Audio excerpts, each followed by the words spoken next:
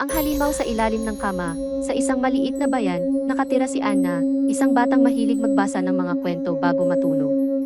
Isang gabi, nakatanggap siya ng lumang libro mula sa kanyang lola na may pamagat na, Ang Halimaw sa Ilalim ng Kama. Excited si Anna at agad binasa ang libro.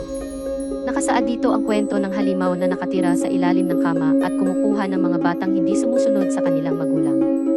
Bago matulog, binalaan siya ng kanyang ina, Anna, huwag kang tatapak sa sahig kapag patay na ang ilaw. Habang natutulog si Anna, narinig niyang may kaluskos mula sa ilalim ng kama. Kinabahan siya pero naisip niyang baka dagalang pa. Nagtakip siya ng kumot at pilit na natulog. Kinabukasan, sinabi niya sa kanyang ina ang halimaw. Ina, may narinig akong kaluskos kagabi. Baka may daga sa ilalim ng kama, huwag kang mag-alala, anak. Suriin natin mamaya, sagot ng ina. Pero tuwing gabi, lumalakas ang kaluskos, na tila may gumagapang isang gabi. Nagising si Anna sa malakas na halaman. Sa takot, sumilip siya sa ilalim ng kama gamit ang flashlight. Nagulat siya nang makita ang dalawang pulang mata na nakatitig sa kanya.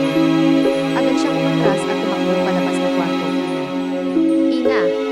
May halimaw sa ilalim ng kama, sigaw ni Anna. Tumakbo ang kanyang ina papunta sa kwarto at binuksan ang ilaw. Walang nakita sa ilalim ng kama. Anak, wala namang halimaw dito. Hindi mapakali si Anna. Nagpa siya ang ina na matulog sa kwarto ni Anna. Habang natutulog, narinig